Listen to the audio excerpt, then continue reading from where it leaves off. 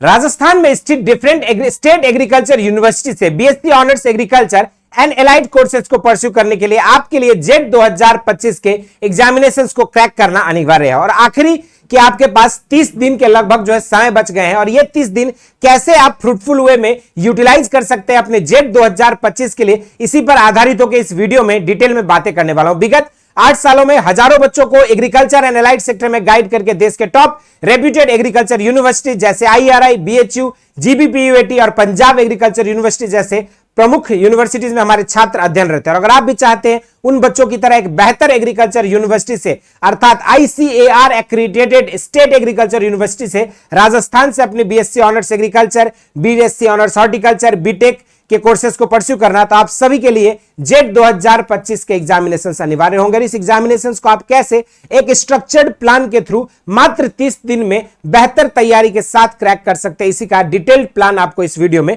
बताने वाला हूं। इस वीडियो के लास्ट तक बने रहिएगा, आपका एक एक पॉइंट क्लियर हो जाएगा। जैसा कि आप सभी जानते हैं जेट 2025 की अगर बात किया जाए तो यहां पे आपका डे 1 से लेके डे 10 फर्स्ट इसको हमने 3 अलग अलग स्लॉट्स वाइज आपका डिवाइड किया। पहला जो आपका 10 दिन का टाइम रहेगा उसमें complete revision of full syllabus, brush up, formulas, definition and diagrams, इन चीजों को स्पेशली रूप से फोकस करना है। अब आपको ये इंपॉर्टेंट चीजें कैसे पता लगेगी, उसके लिए आपको जो है अपना प्रीवियस ईयर क्वेश्चंस का जो एक थोरो एनालिसिस करना पड़ेगा। इसके साथ साथ आप डेली टारगेट रख सकते हो कि 2 मेजर सब्जेक्ट जैसे आप एग्रीकल्चर, बायोलॉजी और केमिस्ट्री, या फिर अगर पीसीबी या जो भी सब्जेक्ट ग्रुप से रहेंगे बच्चे, उसके अकॉर्डिंग जो है आप अपना सब्जेक्ट ग्रुप का 2 मेजर सब्जेक्ट्स आपको पर डे रखना है। इसके अलावा जो एग्रीकल्चर बच्चे हैं, एग्रीकल्चर के स्टूडेंट्स, वो एग्रीकल्चर के फोकस ज्यादा करेंगे क्योंकि it carries more weight in the jet examination. इसके अलावा आप एग्रीकल्चर में जैसे agronomy, soil science, horticulture, animal husbandry, plant production, ये कुछ इंपॉर्टेंट टॉपिक्स है जिनको आपको विशेष रूप से ध्यान देना है। अगर हम बात करें बायोलॉजी में, मॉर्फोलॉजी, फिजियोलॉजी में ह्यूमन फिजियोलॉजी,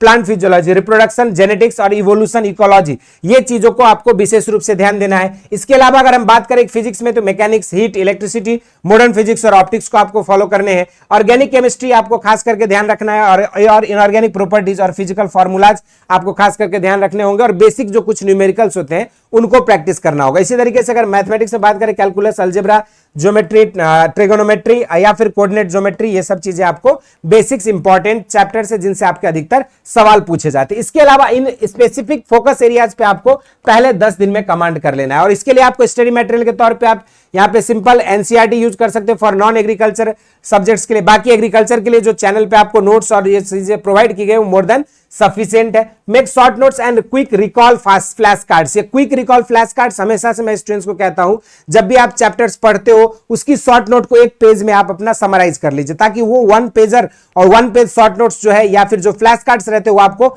आखिरी आवर के रिवीजन को बहुत बेहतर कर देगा। इसके अलावा आप daily 2 units from agriculture and 1 unit from the जो भी ऑप्शनल सब्जेक्ट्स, आपका जो भी सब्जेक्ट कॉम्बिनेशन से आप एग्जाम दे रहे होंगे उसी के अकॉर्डिंग ये वेरी करेगा। ये नहीं कि हर बच्चे को एग्रीकल्चर पढ़ना है, जो भी आप जिस कॉम्बिनेशन से रहेंगे, जिस ग्रुप से रहेंगे उसके अकॉर्डिंग आप अपने सब्जेक्ट सिलेबस को डिसाइड करोगे। इसके अलावा जो सेकंड फेज रहेगा आखिर अगले 10 दिन का, उसमें आपको मॉक टेस्ट को इंटीग्रेट करते हुए प्रैक्टिस करना है ताकि आपको अपनी वीकनेस, आपका जो वीकर सेक्शन इसके बारे में आइडिया लग सके। 1 फुल लेंथ मॉक टेस्ट देना है और साथ में जो 1 full length practice test on alternate days आपको देते रहना और सब्जेक्ट वाइज टेस्ट भी आपको देना है। On other days solve 100 questions as per subject. जो भी आपका मॉक टेस्ट या प्रीवियस ईयर क्वेश्चंस है उसमें 100 क्वेश्चंस थे तो उसको पूरा आप एग्जाम फॉर्मेट में पैटर्न में बैठ के जो एग्जाम का ड्यूरेशन उसी तरीके से आप बैठकर अपने एग्जाम को क्रैक करेंगे। इसके अलावा जो है strengthen your speed and accuracy, क्योंकि आपको नेगेटिव मार्किंग से भी बचना है और अपनी स्पीड को बढ़ाना ताकि लिमिटेड समय में आपको मैक्सिमम क्वेश्चंस को आप कवर कर पाओ। इसके अलावा प्रीवियस ईयर जेट का, सीयूईटी, एग्रीकल्चर, आईसीआर के जो क्वेश्चंस होते हैं ये सारा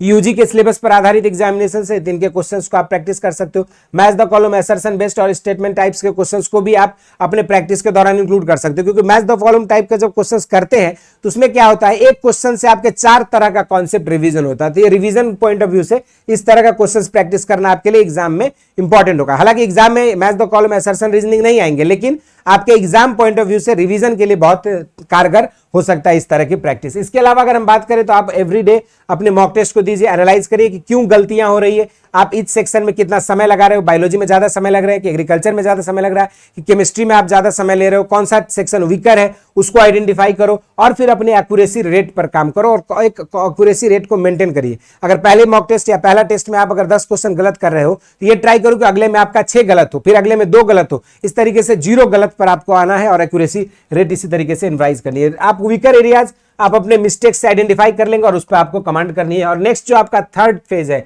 जो डे 21 से 30 है, ये फाइनल टेस्टिंग और मास्टरी का समय है, जिस समय आप अपने फुल लेंथ मॉक टेस्ट दोगे एक्चुअल एग्जाम टाइम पे बैठ के, फिर पोस्ट एनालिसिस अपने रिव्यू करेंगे आप अपने रॉन्ग आंसर्स को, फिर रिव्यू फ्लैश कार्ड और इरर नोट्स को आप रिवाइज करेंगे, इरर लॉग्स मेंटेन करेंगे। इरर लॉग्स इसलिए मैं कहता हूं बार बार ताकि आपको अपनी गलतियां, जैसे मान के चलो कि अगर आप वेराइटीज में गलती कर रहे हो तो वेराइटीज को आप लास्ट टाइम पे एक बार फाइनल रिवीजन कर सकते हो। अगर आप बोटेनिकल नेम में कंफ्यूज हो रहे हो तो उसको आप फाइनल आवर में रिवीजन कर सकते हो। अगर आप फिजिक्स के कुछ पोर्शंस मैकेनिक्स में मिस्टेक हो रहा है तो उसके न्यूमेरिकल्स को आप अलग से लास्ट आवर में रिवीजन कर सकते हो। केमिस्ट्री में अगर आपके ऑर्गेनिक रिएक्शंस कंफ्यूजिंग है तो उसके लिए एक फ्लैक्स चार्ट बना सकते हो और उस आपके ऑर्गेनिक रिएक्शंस को आप बेहतर कर सकते हैं। तो इस तरीके की स्ट्रेटेजी आपको बनानी है अपनी गलतियों का एनालिसिस करते हुए, और spend 2 to 3 hours daily on revising the frequently asked topics, क्योंकि हर एग्जाम के कुछ टॉपिक्स होते हैं जो अभी हमने अर्लियर बताए थे, उन टॉपिक्स को आप विशेष रूप से रिवीजन करते रहिए। साथ में टाइम मैनेजमेंट बहुत ही क्रूशियल है। आपको 35 to 40 मिनट्स आपको हाई एक्यूरेसी टारगेट रखना है एग्रीकल्चर में, बायोलॉजी में, फिजिक्स, मैथ में, ठीक है। और साथ में आपको जो है 10 से 15 मिनट रिव्यू के लिए लास्ट में, ताकि आपके पास कौन सा क्वेश्चन छूटा है, क्या नहीं छूटा है, इस तरीके से आप अपने स्ट्रेटेजी को बनाएंगे। इसके अलावा अगर हम बात करें तो सबसे पहले हेल्थ पे फोकस करना है, क्योंकि एग्जामिनेशंस आपको देने हैं और आप हेल्दी नहीं रहोगे, हेल्दी माइंडसेट नहीं रहेगा तो आप बेहतर एग्जाम में परफॉर्म नहीं कर पाओगे डिस्पाइट ऑफ योर प्रैक्टिस। तो इसलिए अपने हेल्थ को बहुत ज्यादा ध्यान रखना है। आप सिंपल जो है यहाँ पे 25-5 टेक्निक जो है फॉर स्टडी सेशंस, जैसे आप मान के चलो कि आप हर दिन जो है 10% जैसे 20% टाइम ऐसे यूज करो जो आपकी गलतियां हो रही उनको रिवीजन में, और बाकी के टाइम जो है आप अपना जो नए कॉन्सेप्ट है उनको पढ़ने में। लेकिन आखिरी का जो वीक रहेगा उसमें बिल्कुल कोई नई स्टडी मटेरियल्स को नहीं छूना है, नई चीजों को नहीं रिवाइज करनी है। इसके अलावा आप वीकली ब्रेक्स ले सकते हो, हाफ डे का। अगर आप यहाँ पे बहुत ज्यादा थक गए या बहुत ज्यादा आपको लगता है कि एग्जॉस्ट हो गए हो तो ब्रेक्स लेते रहिए टाइम टाइम पे, और इसी के अकॉर्डिंग अपना तैयारी करिए। और आखिरी के जो 3 दिन रहेगा उसमें डे 1 में आपको लाइट रिवीजन करना है, no new topics, organize new documents को रिलैक्स करना है। डे 2 में अगर हम बात करें तो आपको एक मॉक टेस्ट देना है, इरर रिवीजन करनी है, और साथ में डे 3 में आप अपने जो शॉर्ट नोट्स रहेगा तो आखिरी के तीसरा दिन जो रहेगा उसमें आप शॉर्ट नोट्स और फॉर्मूला शीट को रिवीजन करोगे, और आखिरी टाइम पे सेक सफिशिएंट स्लीप। और ये सारे चीजों के जो आपको मैंने बताया आपके लिए 30 दिन के अंदर जो है आपका पूरा स्ट्रक्चर्ड कोर्स लेकर आए हैं हम बेसिक शिक्षा की टीम से की तरफ से, जिसमें आपको टोटल जो है मात्र 999 रुपीज में जो है 1000 से भी कम में जो है आपको पूरा live classes plus recorded provide किए जाएंगे। साथ में हर लेक्चर के बाद आपको क्लास नोट्स मिलेगा, और क्लास नोट्स ही नहीं, हर लेक्चर जैसे मान के चलो कि अभी एग्रोनॉमी में राइस क्रॉप पढ़ाया गया तो राइस क्रॉप पे आधारित आपको 15 से 20 एमसीक्यू भी दिया जाएगा हर लेक्चर के बाद, ताकि आप उसको प्रैक्टिस कर सके। और जैसे ही एक यूनिट कंप्लीट हो जाती है, यूनिट बेस्ड आपको प्रैक्टिस सेट और टेस्ट सीरीज भी प्रोवाइड की जा रही है। इन सभी के अलावा आपको 2 मॉक टेस्ट आपको जेट के जो पैटर्न है उसी के अकॉर्डिंग आपको प्रोवाइड किया जाएगा, ताकि आप अपने एग्जाम्स को बेहतर प्रैक्टिस कर सके, और अपने एग्जामिनेशंस पॉइंट ऑफ व्यू से ये आपके लिए काफी क्रूशियल रहने वाला है। तो अभी से डाउनलोड कर सकते हैं आप बेसिक शिक्षा ऐप को